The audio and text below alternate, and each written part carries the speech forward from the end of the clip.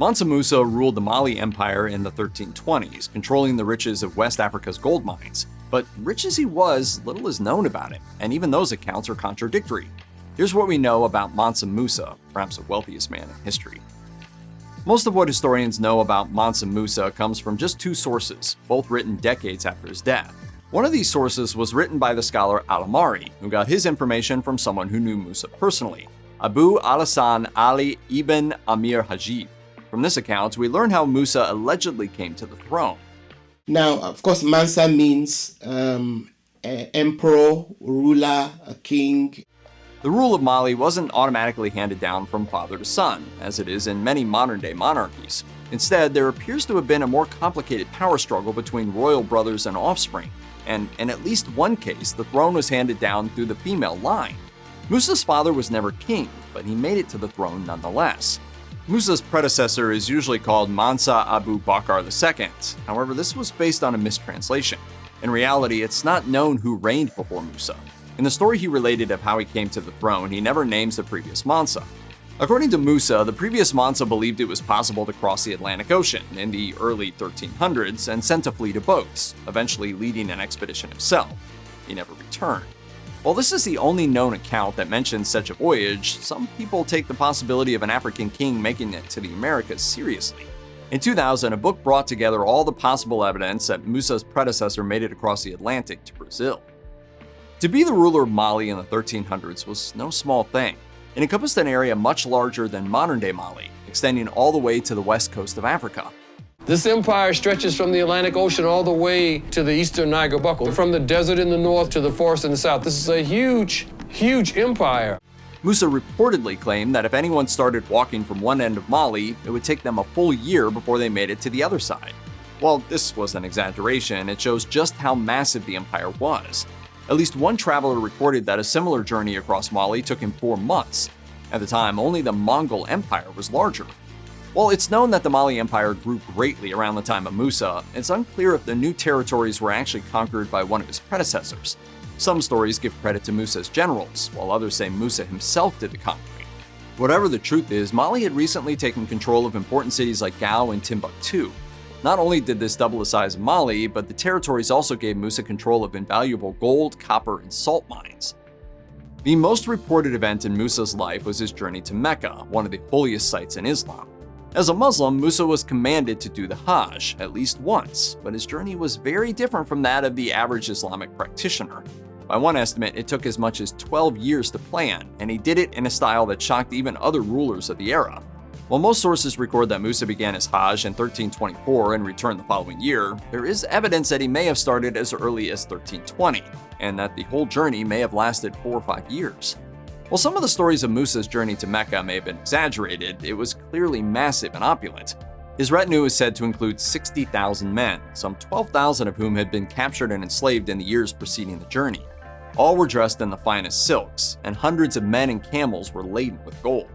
The caravan was allegedly so long that the front of it reached Timbuktu, around 800 miles away, before Musa had even left his palace. On the way to Mecca, the caravan stopped in Cairo, where it made a lasting impression. Unfortunately, despite the years of planning that must have gone into undertaking his Hajj, Musa still managed to have a diplomatic hiccup in Cairo. Several sources mention the incident, although details vary. What seems clear is that, as a sovereign ruler traveling in style, Musa expected to be treated as an equal by his peers. In Egypt, this meant meeting with the Mamluk Sultan, Amelik al-Nasir. However, while they exchanged gifts and pleasantries, it seems Musa was not expecting to be told to genuflect to the Sultan by kissing the ground. As a monarch himself, Musa refused, saying he would only bow before God. Fortunately, the Sultan let it slide, although in some accounts he pulled rank by refusing to let Musa sit in his presence. While a king showing up with tons of gold to spend in your city seems like a great thing, Musa actually had too much gold for the Egyptian economy to handle. His outrageous spending affected the price of gold in the area for over a decade. When Mansa Musa came to Egypt in 1324, the myth of gold did not go below 25 dirhams, but from that time, its value dropped to 22. This situation has remained for 12 years because of the large amount of gold which they brought into Egypt and spent there. How much gold are we talking about if it can change macroeconomic conditions that severely? According to one estimate, Musa and his caravan spent 15 tons of gold. You spent millions. Yes. While stories indicate that Musa was generous with his gold, giving out alms and gifts, much of the spending may have been due to the fact that they were regularly cheated by merchants. Al-Amari writes, "Merchants of Cairo have told me the profits which they made from the Africans, saying that one of them might buy a shirt or cloak or robe or other garment for 5 dinars when it was not worth 1. Such was their simplicity and truthfulness that it was possible to practice any deception on them." Tales of the African king with tons of gold spread throughout the Mediterranean and captured the imagination of people of the time. Based on the evidence, cartographers were especially taken with Musa. For decades, the area of West Africa he was from was illustrated on elaborate maps of the known world with an image of a king holding a piece of gold. By today's value, he could be worth as much as $400 billion, which would make him the richest individual in history. West Africa, Mali, and particularly Timbuktu became associated with gold in the European mind. Of course, since Europeans were willing to conquer to get that gold, this didn't bode well for the future. But the Malians kept the source of their gold a closely guarded secret. Outsiders heard only rumors and fables. 5 centuries after Musa's death, European explorers would still hold a romantic view of Timbuktu, a city in the middle of nowhere that's hard to get to but worth it once you did, because of the gold and other riches there. Musa's astonishing display of wealth during his Hajj was still affecting his country half a millennium later. Musa was a follower of Islam, with many sources noting how pious and devout he was. This was the reason he embarked on his Hajj in the first place, as the 5th pillar of Islam requires all Muslims who are financially and physically able to journey to Mecca at least once in their lifetime. But Musa's faith was more than just personal. His reign would greatly influence the spread of Islam in West Africa, and lead to Mali and Timbuktu specifically as one of the most important centers of Islamic learning in the world at the time. Their texts were adorned with the source of Mali's wealth, gold.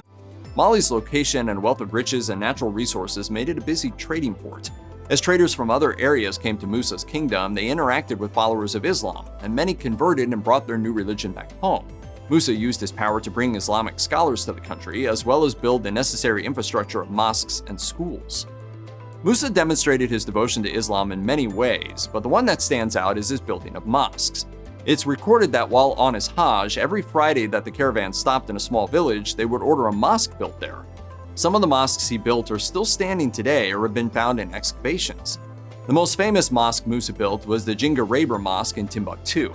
While it has been renovated over the centuries, it's still mostly as it was in his time, built of earth and other natural materials. And it's still an active mosque today, with thousands of Muslims attending prayers there every Friday.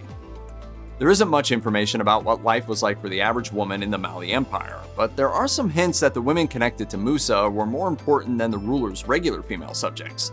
Records about political intrigue during the reign of Musa's son make clear that the main wife of the ruler was considered a partner to him. Assuming this was also true during the previous reign, that means that Musa's favorite wife would have had some power. Her name was Inari Kunati. Another source says that Musa had Inari receive tributes from representatives of some of his territories, which could be a sign of the honor owed to her as his wife.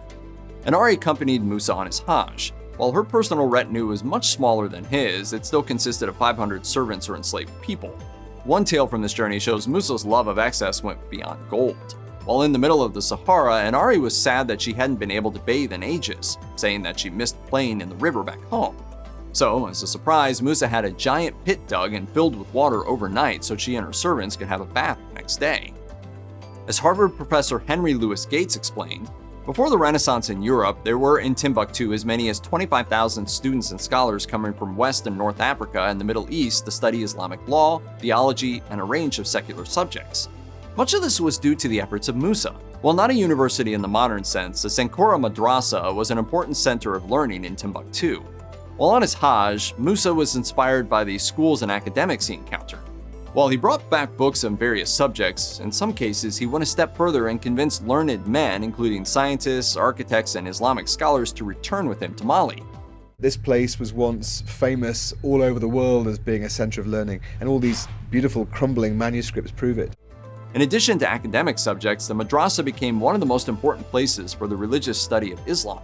Timbuktu would continue to be the leader in the study of Islamic law in Africa for hundreds of years after Musa's death.